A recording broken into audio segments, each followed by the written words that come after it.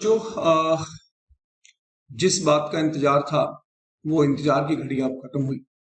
CBSE ने अपने course content को डिक्लेयर कर दिया है और अब बहुत से स्टूडेंट्स का मेरे पास ये कॉल आ रहा है कि सर हम इस कोर्स कंटेंट को कैसे समझें।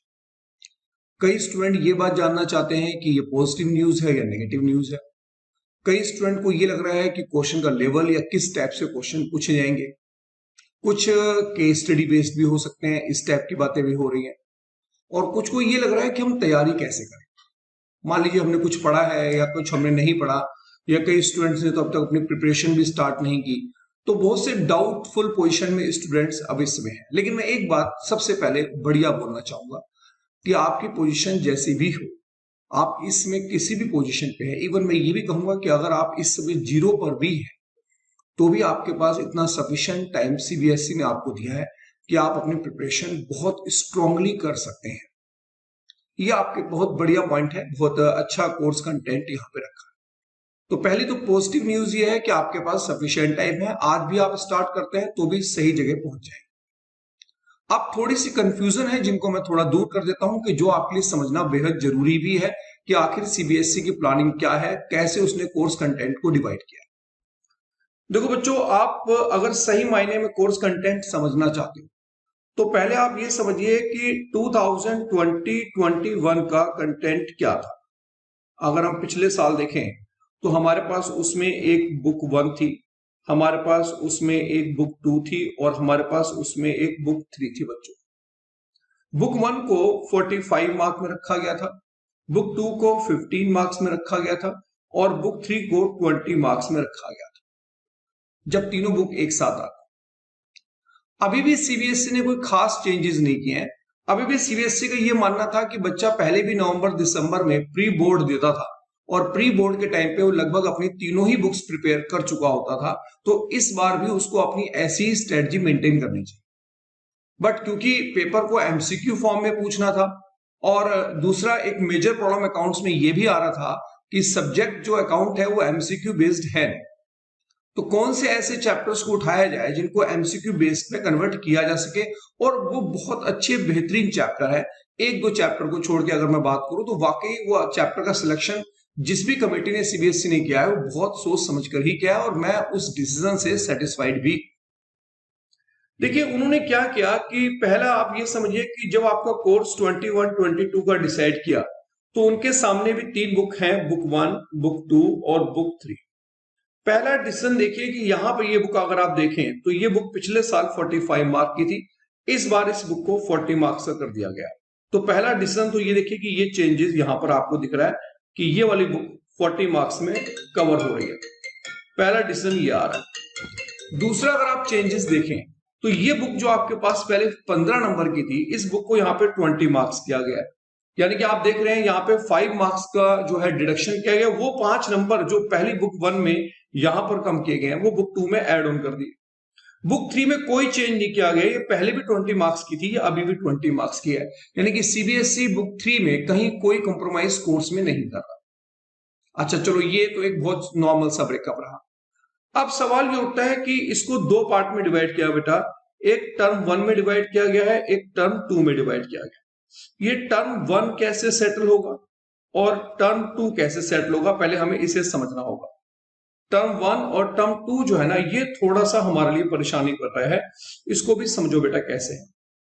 टर्म 1, टर्म 2, टर्म 1 और टर्म 2, ये टर्म 1 है, ये टर्म 2 है। देखिए बढ़िया बात समझिए जो मैं आपको समझाना चाहता हूं। सबसे पहले शुरुआत करते हैं बुक 1 जो सबसे ज्यादा डिस्प्यूटेड थी 1 मार्कर के लिए। आप यहां पे देखिए एग्जामिनर ने बहुत बढ़िया डिसीजन क्या लिया। उसे पता था कि टर्म 1 के अंदर, क्योंकि अकाउंट बुक 1 जो है वो सब्जेक्टिव है, इसलिए उन्होंने सिर्फ बुक 1 की इंपॉर्टेंस 18 मार्क्स की रखी। यानी कि टर्म 1 में बुक 1 को ज्यादा इंपॉर्टेंस दी ही नहीं गई है। 18 नंबर के अंदर उन्होंने जो चैप्टर हैंडल किए हैं उनमें है partnership fundamental, change in PSR, goodwill और एडमिशन। अब एडमिशन एक बड़ा चैप्टर है, उसमें से एक एडजस्टमेंट ऑफ कैपिटल अगर टॉपिक हट जाए तो एडिशन में ज्यादा कुछ पूछने के लिए बचता भी नहीं है। लेकिन 1 मार्कर क्वेश्चन के लिए वो पहले भी फेमस था 3 मार्कर क्वेश्चन के लिए वो पहले भी फेमस था, लेकिन एडमिशन जैसे बड़े चैप्टर में जो क्वेश्चन 3 मार्कर में पूछे जा सकते थे उन्हें 1 मार्कर में भी पूछा जा सकता है। इसलिए ये अच्छा डिसीजन है कि यहां पर इसको 18 मार्क्स का रखा गया, यानी बुक 1 की इंपॉर्टेंस कम रखी गई है आपके 90 मार्क्स के पेपर। अगर हम यहां देखें कि बुक 2 में यहां पर ये जो बुक है ये 12 मार्क की बुक रखी गई है और 12 मार्क के अंदर सिर्फ एक ही चैप्टर रखा गया है, इश्यू ऑफ शेयर्स। और आप अगर देखें कि पिछले साल भी अगर आप ब्रेकअप यहां देखें तो पिछले साल भी ये बुक जो है 12 नंबर का चैप्टर लगभग इश्यू ऑफ शेयर में से आता था, 3 नंबर का इश्यू ऑफ डिवेंचर में आता था। अब उन्होंने क्या करा है कि 12 नंबर उन्होंने एज डे, यानी कि जो शेयर का क्वेश्चन 12 नंबर के थे उसमें कोई कॉम्प्रोमाइज नहीं किया और ये चैप्टर भी बेहतरीन चैप्टर में से एक माना जाता है एमसीक्यूज पूछने के लिए। इसका लेवल भी बहुत अच्छा रखा है, यानी कि यहां सीबीएसई कोई कॉम्प्रोमाइज के मूड में नजर नहीं आ रहा बुक 2 के अंदर। यहां पर एक चैप्टर जो 3 नंबर का इश्यू डिवेंचर में क्वेश्चन होता था, कभी कभी सीबीएसई उसको 4 मार्क में भी पूछ लेता था, लेकिन 3 या 4 नंबर में जो रखा था उसको कंटेंट को बढ़ा के 8 मार्क्स में कर दिया। टर्म 2 यानी कि डिवेंचर चैप्टर, डिवेंचर चैप्टर को बढ़ाया है और 3 नंबर से उठा के उसको 8 नंबर में ले गया। यहां उन्होंने एक इंप्रूवमेंट थोड़ा सा दिखाया है। लेकिन मैं ये कहूंगा सब बच्चों को कि जो बच्चे भी बुक 2 पढ़ रहे हैं वो शेयर्स को उसी फॉर्म में पढ़ें जिस फॉर्म में लास्ट ईयर डिटेल डिस्कशन हुआ था। इसमें सीबीएसई ने कोई कोर्स कटिंग, कोई कॉम्प्रोमाइज नहीं किया है। ये एमसीक्यू के लिए बिल्कुल, एमसीक्यूज के क्वेश्चन 1 मार्क क्वेश्चन के लिए बच्चों बिल्कुल परफेक्ट चैप्टर है, बिल्कुल परफेक्ट चैप्टर। यहां वो आपसे थ्योरेटिकल नॉलेज भी ले सकता है, कंपनी लॉ के बारे में पूछ सकता है और न्यूमेरिकल भी बहुत स्ट्रांगली आपसे बात करेगा, इसलिए प्लीज इस पे फोकस रखना जरूरी है। बात करते हैं बुक 3। बुक 3 के बारे में ऐसा कहा जाता है कि बुक 3 ऑलवेज इजी रहती है।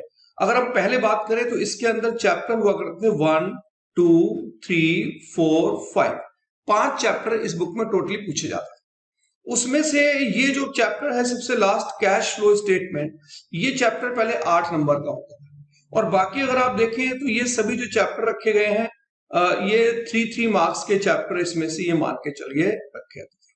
तो ये अगर आप देखें तो ये 12 नंबर है, ये 8 नंबर है और 20 नंबर की बुक, ऐसे ब्रेकअप बनता था इसका। अब इसमें पहला क्या किया है, सीबीएसई ने पहले तो कंटेंट ये रखा है कि ये वाला चैप्टर, ये वाला चैप्टर और ये जो आपका रेशियो एनालिसिस चैप्टर है 3 और 3 6 और 3 9 नंबर अगर आप देखें यहां पर तो 9 नंबर की जगह कंटेंट 10 नंबर के टर्म 1 में उन्होंने ये चैप्टर रखने कोई खास चेंजेस नहीं किया। यहां पे कोई कॉम्प्रोमाइज नहीं है। यहां पर क्वेश्चन टर्म एमसीक्यूज और जो चैप्टर उन्होंने सिलेक्ट किए हैं वो चैप्टर यहां पे बीच में उन्होंने क्यों कंपैरेटिव स्टेटमेंट कॉमन साइज छोड़ दिया, क्योंकि वो सब्जेक्टिव क्वेश्चंस थे, उनको एमसीक्यूज में पूछना मुश्किल था। इसमें सबसे बढ़िया चैप्टर रेशियो एनालिसिस है और ये उन्होंने उठाया और मैं यकीन से कह सकता हूं कि सीबीएसई इस 10 मार्क्स में रेशियो को अच्छी खासी जगह देने वाला है। अब रहे बाकी के चैप्टर जो बचे आपके पास, एक था कंपैरेटिव स्टेटमेंट, ये कॉमन साइज स्टेटमेंट और एक बचा आपके पास कैश फ्लो स्टेटमेंट। ये चैप्टर जो पहले कैश फ्लो स्टेटमेंट 8 मार्क्स का था वो अभी भी 8 मार्क्स का ही है। ये चैप्टर पहले 4 नंबर का था, ये जरूर 2 मार्क्स में रह गया कन्वर्ट होके, तो मे भी 10 नंबर का ब्रेकअप इस बार ऐसे दिएगा टर्म 2 के अंदर, 10 मार्क्स का आप कह सकते हैं। तो सबसे बढ़िया बात यहां पर क्या है, सबसे बढ़िया बात यह है बेटा, अगर हम देखें तो टर्म 2 में जो 22 नंबर की बुक 1 रखी है इसमें एनपीओ रखा गया है। एनपीओ पहले भी 10 मार्क्स का यहां पर इंक्लूड था, एनपीओ बच्चों अभी भी 10 नंबर का ही है, उसमें सीबीएसई ने सब्जेक्टिव कोई कॉम्प्रोमाइज नहीं किया। सीबीएसई का इशारा समझिए आप क्या है। पहली बात, कमेटी ने दिमाग अच्छा लगाया, जैसा कि मैं ये बात उठ भी रही थी कि भाई जो बुक 1 है वो सब्जेक्टिव है और वही डिसीजन लिया गया कि उन्होंने जो टर्म 2 में है वो बुक 1 को ज्यादा कवर किया। बड़े chapters NPO, retirement, death, dissolution जैसे बड़े चैप्टर जिनमें एग्जामिनर सब्जेक्टिव बातें कर सकता है वो उन्होंने टर्म 2 में ही रखी है। टर्म 1 में बुक 1 सिर्फ 18 मार्क्स की है, इसलिए बच्चों ज्यादा टाइम बुक 1 पे अब मत लगाना आपने। हाँ, अगर किसी को पढ़ना है, बेसिक नॉलेज नहीं है या जो चैप्टर रखे गए वो नहीं आते तो उन्हें पढ़ना है, लेकिन एक बात का ध्यान रखा कि जब आप बुक 1 में टर्म 1 की तैयारी कर रहे हो तो बेटा कंप्रोमाइज कुछ मत करना, हर चीज की डीप नॉलेज लेना, क्योंकि जब एमसीक्यू पूछा जाता है तो बिल्कुल पिन पॉइंट बेस्ड पूछा जाता है। अगर किसी बच्चे को पिन पॉइंट नॉलेज नहीं है उसकी तो उसके लिए उसको टाइम लिमिट के अंदर रेस्पॉन्स करने में थोड़ी प्रॉब्लम होती है, बाकी ज्यादा कोई ऐसी प्रॉब्लम नहीं है कि अगर बच्चा एमसीक्यू नहीं सोल्व कर पाया तो इसका मतलब लैक ऑफ नॉलेज थी। बस समझना ही होगा कि आप लोगों को थोड़ा सा इस बात का ध्यान देना पड़ेगा कि हमें टाइम मैनेजमेंट भी सीखना पड़ेगा, लेकिन फर्स्ट प्रायोरिटी नॉलेज को देना, सेकंड प्रायोरिटी आपकी टाइम मैनेजमेंट पे आनी चाहिए। खैर एनीवे, तो अगर आप ढंग से समझे तो ये मैंने पिछले साल के कंपैरिजन में बताया कि कैसे टर्म 1 टर्म 2 को क्या गया है, टोटल बुक के अंदर अभी भी कोई चेंज नहीं रखा गया। अब इसमें भी एक जो मैं बढ़िया बात आप लोगों को समझाना चाह रहा था वो ये कि क्या इसके कोर्स का ब्रेकअप रखा गया है, क्या कंटेंट उसमें से पूछा। अगर वो सब बातें मैं करूंगा तो वीडियो बहुत बड़ी बन जाएगी और वो मैं चाहता हूं। वो मैं आपको बच्चों नेक्स्ट वीडियो के अंदर बताऊंगा कि कैसे आपको प्रिपरेशन करनी है। एक और इंपॉर्टेंट बात कि ये जो टर्म 1 टर्म 2 में जो एमसीक्यूज है, इसके लिए आप लोगों के लिए मैं एक हेल्पिंग बुक निकाल रहा हूं और वो बहुत जरूरी है आप लोगों के लिए पढ़ना। उसमें क्या रखा गया कि कॉम्बिनेशन, यानी कि या तो बुक में डिटेल डिस्कशन किया जाता है या फिर मार्केट में ऐसी बुक आती है जो डायरेक्ट एमसीक्यूज ही डिफाइन कर रहे हैं, लेकिन वो स्टूडेंट्स की नीड नहीं है। सीबीएसई ने अपने कोर्स कंटेंट में क्लियर बताया गया है कि आपको बच्चों की इस टॉपिक की नॉलेज होनी चाहिए और वो जिस टॉपिक पे डिफाइन कर रहा है वो उसी से रिलेटेड एमसीक्यूज भी रखेगा। तो एक ऐसी बुक जो हमें बिल्कुल पिन पॉइंट प्रॉब्लम पे बताए कि ये ही हमें पढ़ना है और ये चीज हमारे लिए नेसेसरी है, ये चीज हमारे लिए काम की नहीं है, ऐसी बुक निकालूंगा। वेट कीजिए बच्चे, कोशिश करूंगा कि जल्दी से जल्दी बुक आपके पास पहुंच जाए ताकि आप लोग बिल्कुल प्रिपेयर हो लगभग सितंबर एंड तक, ताकि आप लोग को अगर पेपर अक्टूबर एंड में भी होता है, नवंबर में होता है, उससे पहले आप लोग की टेस्ट प्रिपरेशन और आपका मेंटल लेवल स्ट्रॉन्ग हो सके। तो ये कंफ्यूजन थी। सेकंड वीडियो में मैं आपकी एक और कंफ्यूजन दूर करूंगा कि आखिर ये प्रिपेयर करें कैसे, इसलिए किस ट्रिक का इस्तेमाल करना चाहिए जिससे आप बहुत जल्दी इन सभी चीजों को प्रिपेयर कर सकते हैं। बट उसके लिए हम नेक्स्ट क्लास में मिलेंगे। थैंक यू सो मच बच्चों, टेक केयर।